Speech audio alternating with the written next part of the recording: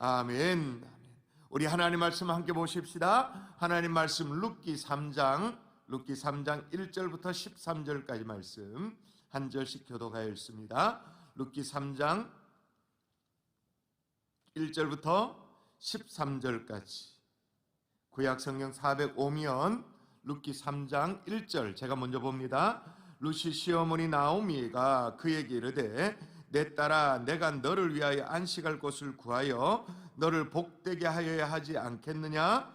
네가 함께하던 하녀들을 둔 보아스는 우리의 친족이 아니냐? 보라 그가 오늘 밤에 타작마당에서 보리를 까불리라. 그런즉 너는 목욕하고 기름을 바르고 의복을 입고 타작마당에 내려가서 그 사람이 먹고 마시기를 다 하기까지는 그에게 보이지 말고 그가 누울 때 너는 그가 눕는 곳을 알았다가 들어가서 그의 발치 이불을 들고 거기 누우라.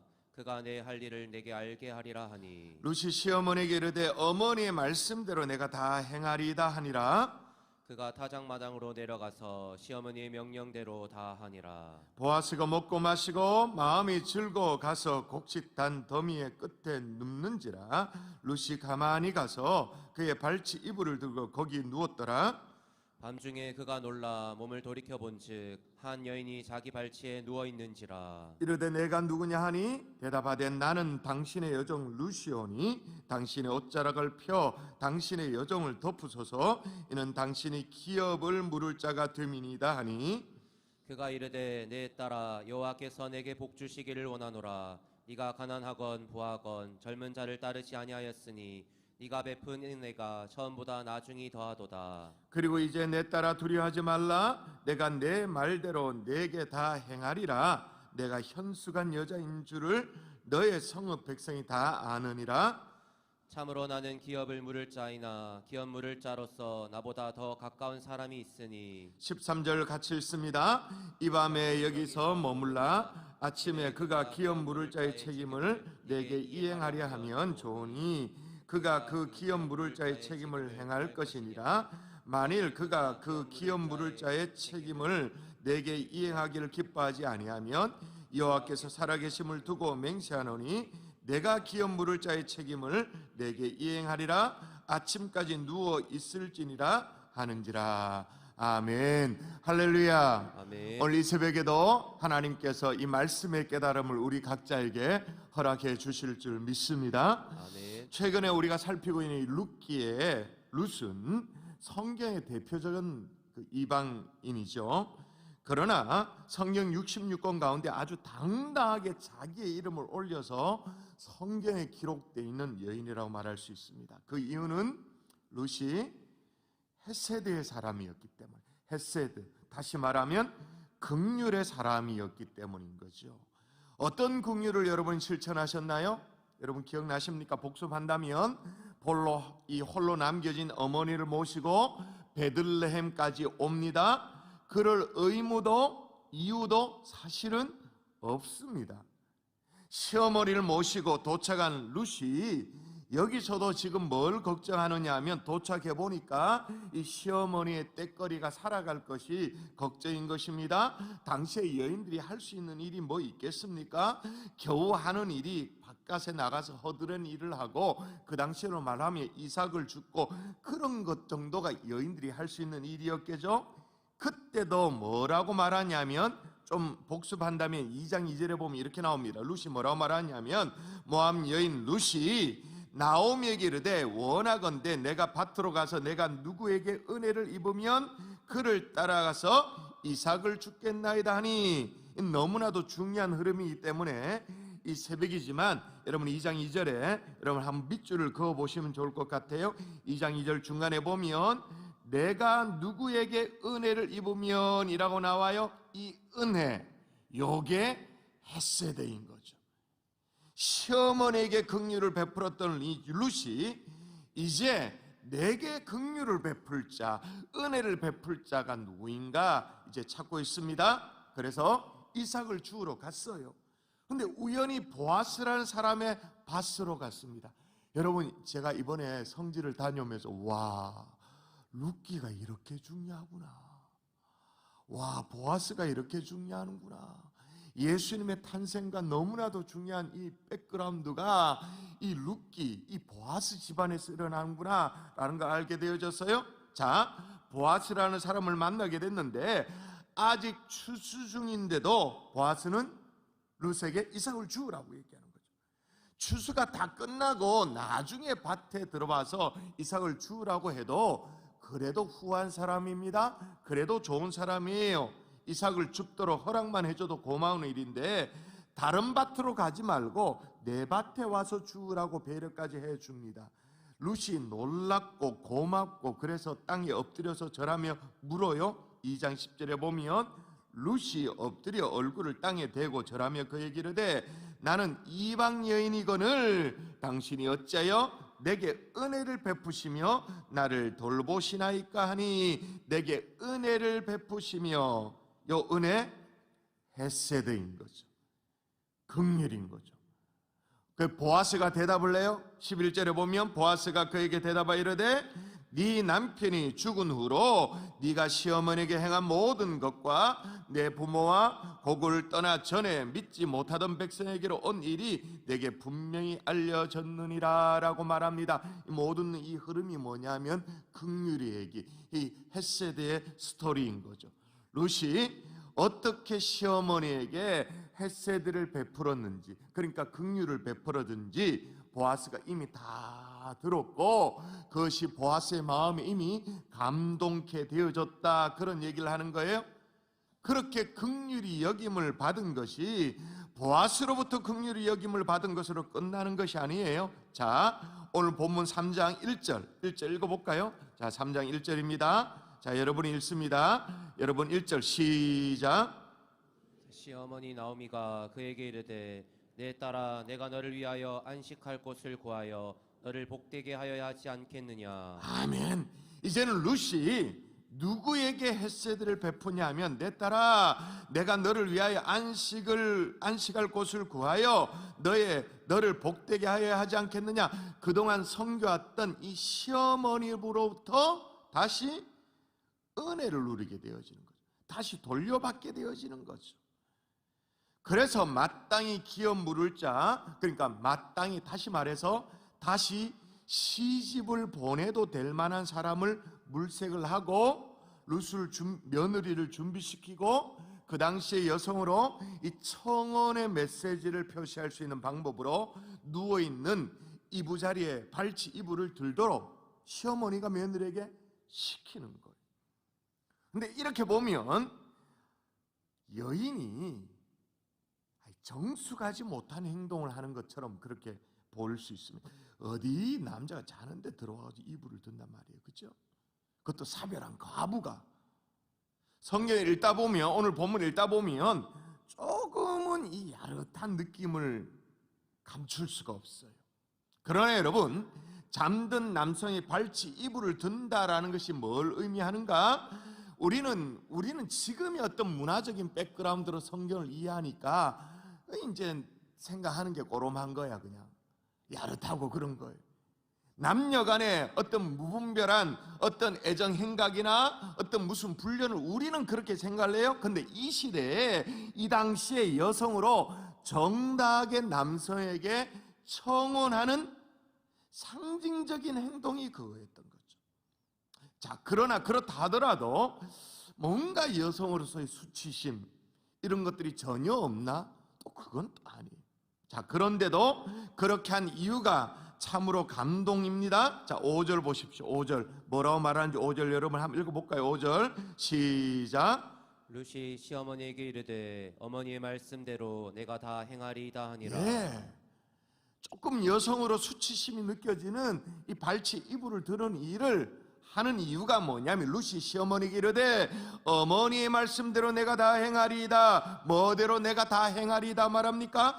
어머니의 말씀대로. 그러니까 룻은 이것마저도 어머니의 말씀대로, 그러니까 어머니가 아니라 하나님 아버지가 이뻐하지 않을 수가 없는 거죠.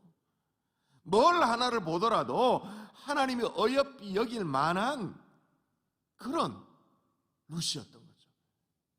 여러분의 인격과 여러분의 삶이 하나님이 기뻐할 만한 그런 여러분의 삶과 인격이 될 수 있기를 주의 이름으로 축복합니다. 아멘. 근데 이 대목에서 좀 이상한 점이 뭐냐면, 지금 이제 새벽마다 여러분이 이제 룻기를 조금 살펴왔다면 이해가 됩니다만, 룻이 모압 땅에 있을 때 시어머니가 친정으로 돌아가라고 시켰잖아요. 돌아가라고. 내게는 아무 분깃이 없으니까 돌아가라고. 그때는 그렇게 막 울고 불고 난리를 치면서 시어머니를 떠나지 않겠다고 그렇게 말했는데, 지금은 뭐라고? 넙죽 떠나겠다고, 이제 가겠다고 그렇게 말해요. 아니, 모압 땅에서 친정으로 돌아가라고 하는 것하고 보아스에게 시집 가라고 하는 게 뭐가 차이가 있길래 넙죽 그렇게 떠나겠다고 말하는가? 좀 이상해요. 근데 가장 중요한 것은 보아스예요. 보아스가 누구이기에? 이방인입니까? 유대인입니까? 대답하세요. 보아스 유대인이죠. 유대인에게 시집 가는 거예요. 여러분 기억나십니까? 룻이 그 전에 어머니 나 안 떠납니다, 어머니를 꼭 따라 붙겠습니다라고 말했을 때 맹세했던 거 기억나십니까? 어머니의 백성이 나의 백성이 될 것입니다, 어머니의 하나님이 나의 하나님이 될 것입니다, 그렇게 맹세했잖아요. 그런데 친정으로 돌아가면 이 맹세를 지킬 수가 있어요, 없어요? 이방 세계로 돌아가 버리면 지킬 수가 있나요? 없죠. 근데 지금은 보아스에게 시집을 간다, 이 루시안 맹세, 그러니까 어머니의 백성이 나의 백성이 되어진다, 어머니의 하나님이 나의 하나님이 된다라는 맹세를 계속 지킬 수 있는 상황이에요. 또 하나 이 룻이 보아스와의 결혼에 순종한 이유가 9절에 보면 룻의 고백에서 살필 수 있는데, 자 9절을 제가 읽어볼게요. 이르되 내가 누구냐 하니 대답하되 나는 당신의 여종 룻이오니 당신의 옷자락을 펴 당신의 여종을 덮으소서, 이는 당신이 기업 물을 자가 됨이니이다 하니. 자, 보아스가 누구이기 때문에 내가 그렇게 순종하며 나아가겠다고 말하냐면, 당신은 기업 물을 자가 됨이니이다 라고 말합니다. 자, 기업 물을 자라는 게 뭘까요? 여러분 이걸 이해하려면 고대 히브리 사회에 있었던 뭔가 전통을, 고엘 제도라는 전통을 이해해야 되는데, 산 넘어 산이죠. 기업 물을 자도 이렇게 머리가 띵한데 고엘 제도, 그건 또 뭔가 좀 어려워도 이걸 알아야 오늘 본문의 맥락이 이해되어지니까, 기업 물을 자로 이렇게 번역이 되어 있는 히브리 원어가 고엘이에요. 고엘이라는 이 명사는 깔이라는 동사에서 오게 되어지는데, 이 깔이라는 동사가 어떤 의미냐? 도로 사준다 라는 깔의 동사의 명사형이 고엘이에요. 그러니까 고엘은 뭐냐? 도로 사주는 사람, 다시 사주는 사람. 여러분 예로부터 히브리 사회는 강력한 혈통 중심의 공동체 사회였습니다. 그 사회의 질서를 유지하고 뭐랄까요? 지금의 오늘날 국가가 가지고 있는 일종의 사회보장제도, 그런 차원에서 혈통 중심으로 강하게 뭉쳐서 있었던 그런 사회예요. 또 하나님이 그렇게 하라고 명령, 규례를 주셨던 거예요. 예를 들면 가난한 형제가 빚 때문에 막 종으로 팔려가고 막 그렇게 되어졌어요. 그러면 그런 경우에 가까운 친척이 그 빚을 갚는 거예요. 대신 갚아주는 거예요.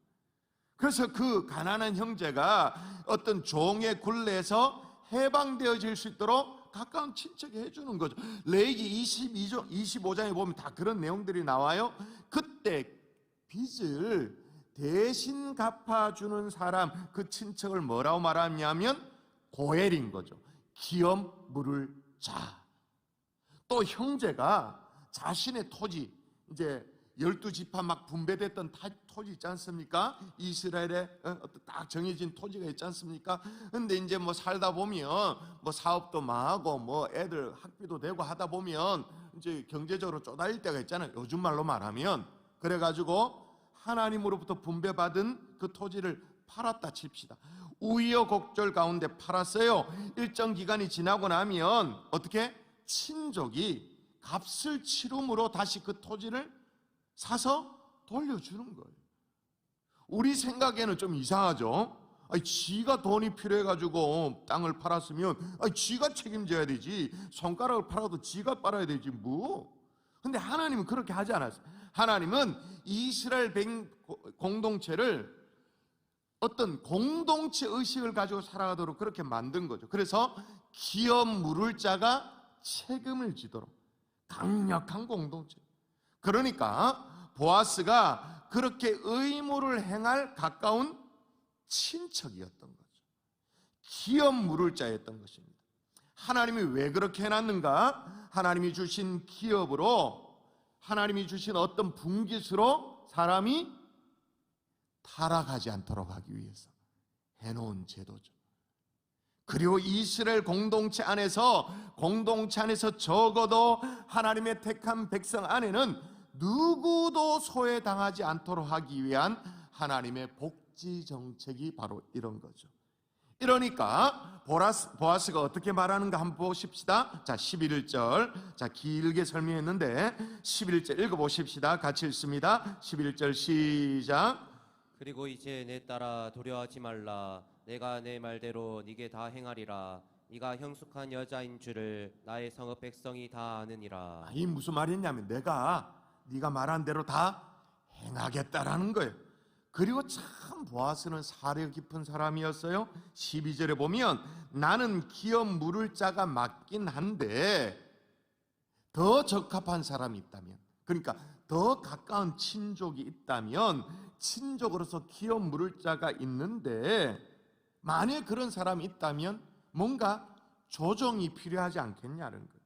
그가 기업 물을 자로서의 어떤 의무를 행하면 그가 기꺼이 하면 되고, 그가 그걸 거부하면 내가 기쁨으로 기업 물을 자의 의무를 행하겠다라고 지금 얘기하고 있는 거예요. 오늘 새벽에 참 무거운, 어쩌면 좀 복잡한 얘기를 살폈는데 싹 다 무슨 얘기냐면 긍휼과 관련된 얘기예요. 헤세드와 관련된 얘기예요. 근데 이제 구약의 룻기를 뛰어넘어서 신약에 턱 오면 예수님께서 이걸 다 막 이렇게 정리해가지고 한 줄로 끝을 냅니다. 예수님이 산상수훈에 뭐라고 전하셨습니까? 마태복음 5장 7절, 긍휼히 여기는 자는 복이 있나니 그들이 긍휼히 여김을 받을 것이며, 다시 설명하면 헤세드를 실천하는 사람은 복이 있나니 그들이 헤세드, 긍휼히 여김을 받을 것이며 라고 한 줄로 정리를 해놓은 거예요. 룻기에는 막 복잡한 인생 스토리가 나오고 참 기구한 인생이 나옵니다만 예수님은 한 줄로 긍휼히 여긴 자는 복이 있나니 그들이 긍휼히 여김을 받을 것이다. 여러분, 오늘 하루를 살아갈 때 어떻게 이 긍휼을 실천할 수 있는지, 하나님의 자비와 은혜를 실천할 수 있는지 고민하며 기도하는 저와 여러분 될 수 있기를 주 예수의 이름으로 축복합니다.